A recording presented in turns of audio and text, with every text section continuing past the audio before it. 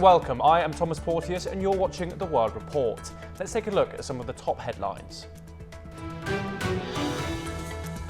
Israel's army has been ordered to allow the voluntary departure of Gaza Palestinians after Trump's controversial announcement over Gaza resettlements and US takeover plans. Meanwhile, President Trump has said Israel would hand Gaza to the US after fighting was over and Palestinians had left the Strip.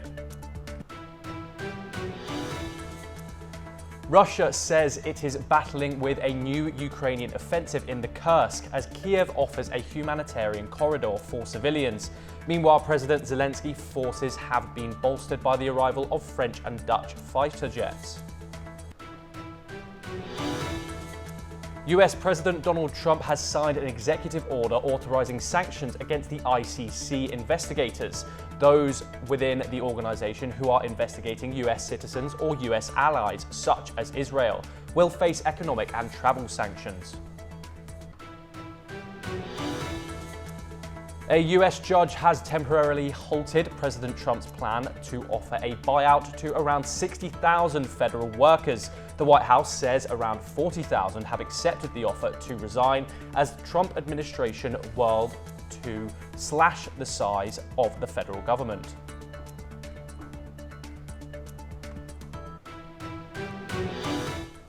Russia says its forces have repelled a new Ukrainian offensive in the western Kursk region. The attack comes 6 months after Ukraine's surprise cross-border assault, the biggest on Russian soil since World War II. Moscow claims Kyiv launched multiple waves of attacks using troops and armoured vehicles. Meanwhile, Ukraine has offered a humanitarian corridor for Russian civilians trapped in the seized border areas. Kyiv says over 1,500 civilians remain in these regions and accuses Russia of neglecting its own people. The Kremlin has yet to respond to the offer. We are joined for more on this by our reporter Aditya Wadwan. Aditya, what can you tell us about these recent updates from the Russia-Ukraine conflict? Well, Tom, if you see, Ukraine, as you rightly pointed out, there were about 1,500 people, Russian people, who are in the areas where the Ukraine army has occupied those areas. And, they have shown this moment of generosity, by allowing these people to cross over to Russia, while the Kremlin spokesperson hasn't so far, commented upon this, but this is a significant move as far as this Russia-Ukraine war is concerned. Let us, on the other side, if you see, Russia isn't adhering to the, as far as the international laws are concerned, because, recently there were some reports that many Ukrainian soldiers who were in custody of the Russian forces, who had even surrendered themselves to the Russians, they were shot dead at the spot, So this is a very contrasting thing between the two sides that is coming to the fore, So it needs to be seen by when would this war be finally come to an end, because, so far what has happened, the United States, since the Trump administration has taken over the charge of the affairs, Thank you very much, Aditya, for joining us. We are joined to discuss this further by Glenn Grant, ex-advisor, Defence Minister of Ukraine, joining us from Latvia, and Dr. Sergei Dvoryanov, Director Communications of BCMF BRICS Culture Media Forum. Thank you very much, both of you, for joining us. My first question is to Glenn Grant. Ukraine's cross-border operations into Russian territory have intensified over the past 6 months. What is the strategic objective behind these incursions, and how does Kyiv justify them under international law? Glenn Grant. Well, firstly, it doesn't have to justify them under international law at all, because Russia is the adversary and Russia attacked. So there is nothing to stop Ukraine fighting back. In fact, it's enshrined in the UN Charter that you can do so. The reason is quite simple. That on one side, Russia is pushing forward and making territorial gains, and Ukraine sees an opportunity to do the same inside Russia, which will pull troops away from the area where Russia is strongest. And that's already happened. And each time they do another counterattack, then it puts the Russian staff under more pressure to decide where they see their priorities. Dr. Sergei Dvoryanov, Moscow claims to have repelled at least 8 waves of Ukrainian attacks in the Kursk region. From Russia's perspective, what does this escalation signal about Ukraine's military strategy? And how does is Russia prepared for further incursions? Well, thank you for your question. Namaste, namaskar. The main problem now in Ukraine is the lack of a legitimate, popularly elected president. It is obvious to all sensible people that a turning point has come at the front of Russian-Ukrainian front in favor of Russia. Mr. Zelensky's statement to form a humanitarian corridor in Kursk region is another attempt to attract public attention to Ukraine. His desire is very childish. In my opinion, there is only one way to overcome the humanitarian crisis in Ukraine. It is necessary to officially announce the date of election for a new president and provide political freedom to all parties, including the leaders of those parties that speak Russian language. And in this case, at least we'll have some personality who can officially put signature to the peacemaking agreement. That is my opinion. Glenn Grant, I wanted to come back to you in regards to the humanitarian corridor in the Kursk, with around 1,500 Russian civilians reportedly trapped in seized areas. Does Ukraine have the capacity and willingness to ensure their safety? Yes, they do. The Ukrainian armed forces have got a civil military cooperation arm of the armed forces, which, when the Russians retreat, leaving people without food and without water, usually almost exclusively old people who are really in their last years, then the CIMIC organization, as it's called, goes around, finds them, feeds them, and in many cases tries to take them away from damaged houses and remove them to the Sumy area. The problem is that there are so many of them that this is beginning to exceed the numbers that they can manage. Hence the desire to actually to allow some of them to go back to Russia. That is if they want to go. But I'm not sure that all of them will wish to take that move, because they've been left behind and abandoned. So they're not exactly happy people. Dr. Dvoryanov, why has Russia remained silent on this proposal, and does Russia see any obligation to assist these civilians? The conflict with Ukraine is a conflict of civilization. Obviously, is a catastrophe. This conflict was very well organized and prepared last 20 years.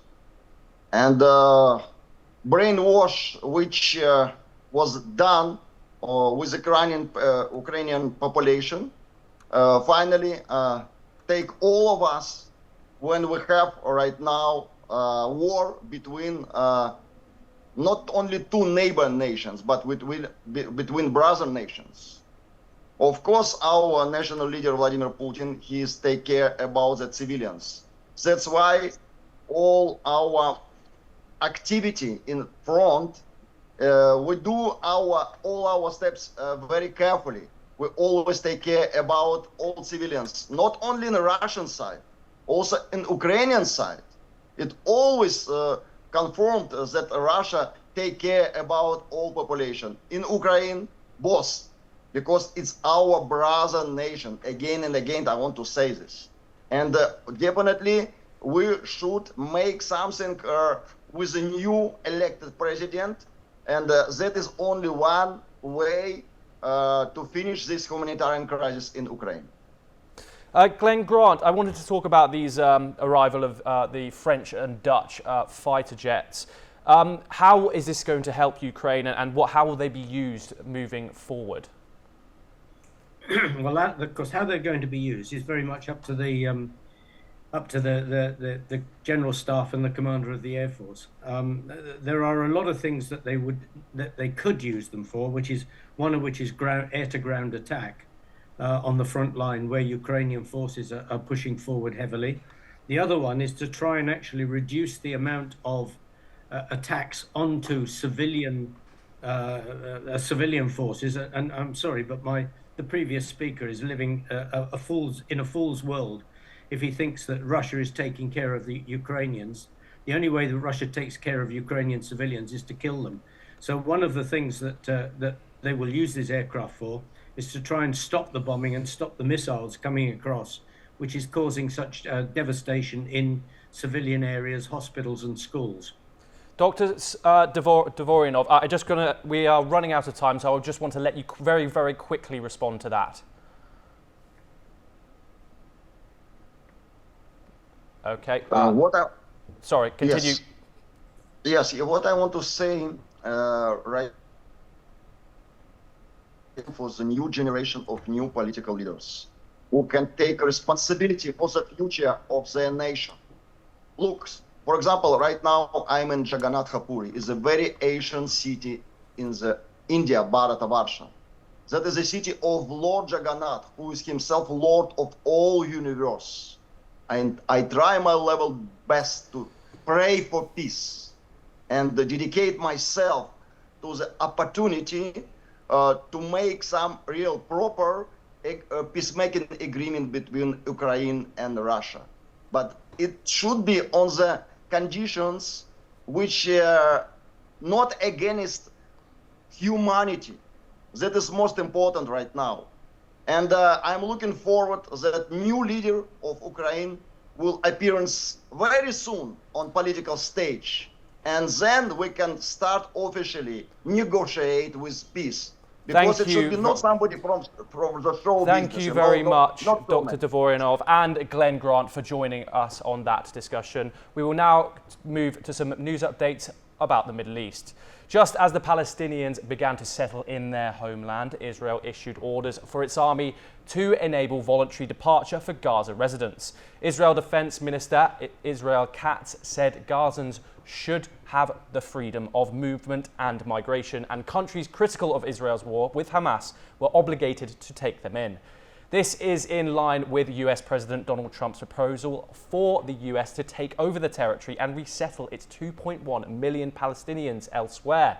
Trump has also said that Gaza would be turned over to the US by Israel at the conclusion of fighting.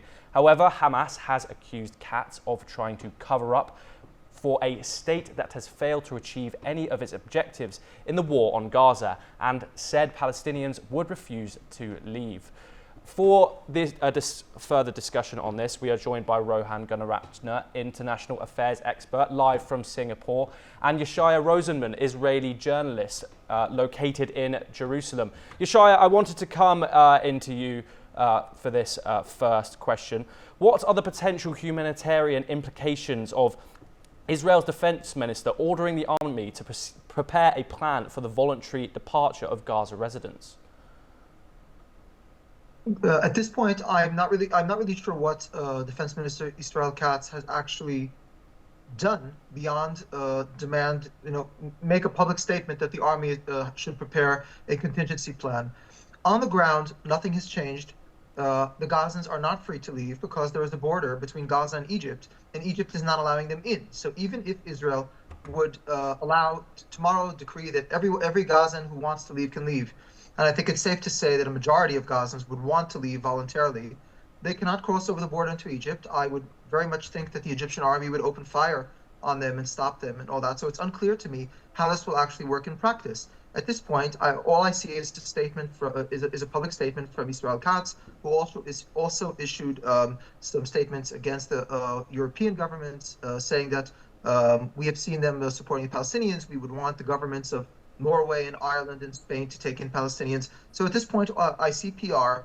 The army, I'm sure, is working on plans, on contingency plans, but on the ground, I don't think anything has changed, and it's unclear to me how this will proceed. Rohan Gunaratne, I want to come to you on this next one. How have various international actors, including neighbouring Arab countries and global powers, responded to proposals for displacement of Palestinians from Gaza? President Trump's request to Jordan and Egypt has been rejected by the foreign ministers and the heads of government, heads of state of both these countries. But President Trump is confident that after he meets with King Abdullah of Jordan next week, and also subsequently his engagement with Egypt, that there will be some progress. On the contrary, the Kingdom of Saudi Arabia, Mohammed bin Salman, has very clearly said that they are all opposed to the idea of Trump's plan. But certainly there will be discussions, there will be negotiations in the coming weeks and coming months, because Trump himself is very serious that the Gazans should move out of Gaza. So ultimately what will happen is there will be a series of negotiations. This is a lot of theatrics to put Hamas under pressure so that the Hamas will surrender, because Israel will not agree to maintain a status quo of a ceasefire until Hamas exists. The Israeli strategic calculus is that Hamas should be dismantled, that Hamas cannot exist in Gaza, and for Israel to remain in peace, Hamas must disarm. Yeshaya, how might this plan, Trump's plan, affect the demographic and political landscape of the Gaza Strip? In theory, if any Gazan who wanted to leave was able to leave, I think it's safe to say that the vast majority would want to leave. There are slightly over 2.2 billion Palestinians in Gaza. The majority would leave. In essence, it would end Hamas's rule by simply emptying the population, and it wouldn't have who to rule over anymore. What would be done with it subsequently, I don't think has been stated publicly by anyone. It could possibly also alter the greater geopolitics of the region by simply subtracting 2.2 Palestinians, or let's say half of that, 1 million Palestinians from the territories, which would allow Israel greater leverage in annexing Judea and Samaria, the West Bank. So there are, and beyond that, it could also possibly, if these Palestinians were to go to Jordan or to other countries, they could possibly, be a source of destabilizing these countries. Jordan already has a large Palestinian majority that is difficult to manage, and in other countries, a similar situation could unfold. So there are implications for the region in geopolitics and security, and it's unclear. Nobody is actually stating publicly how this would work. Rohan Gunaratne, I want to move on now to Egypt's response to President Trump's proposal to relocate Palestinians from Gaza. What are the main concerns regarding, what would Egypt's main concerns be for the treatment of Palestinians in this situation here? Egypt also wants a two-state solution created, but Egypt is dependent a lot on American assistance. If Trump says, I'm going to stop the US assistance to Egypt, it is very likely that Egypt will agree to a compromised solution. Both Jordan and Egypt is dependent on American goodwill, American assistance. So there will come a point where the Palestinians in Gaza will start to move out of that territory. But certainly the Arab leaders, the Muslim leaders are opposed to this. They want Gazans to remain so that a Palestinian state will eventually be created. Once the Palestinians leave Gaza, the concept of a two-state solution will diminish.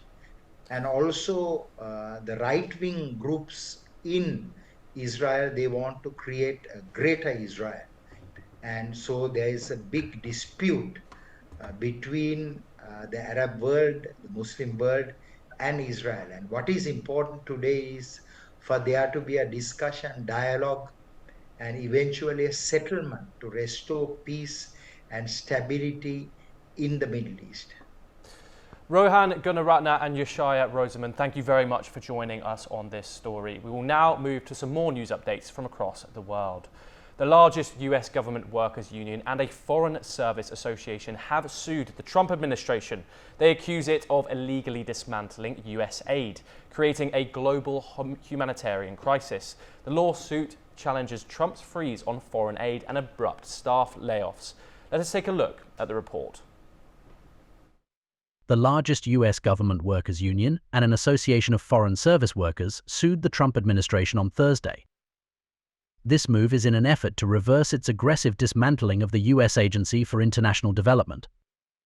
The lawsuit, filed in Washington, D.C. federal court by the American Federation of Government Employees and the American Foreign Service Association, seeks an order blocking what it says are unconstitutional and illegal actions that have created a global humanitarian crisis. Those actions include President Donald Trump's order on January 20th, the day he was inaugurated, pausing all US foreign aid. That was followed by orders from the State Department halting USAID projects around the world, agency computer systems going offline and staff abruptly laid off or placed on leave.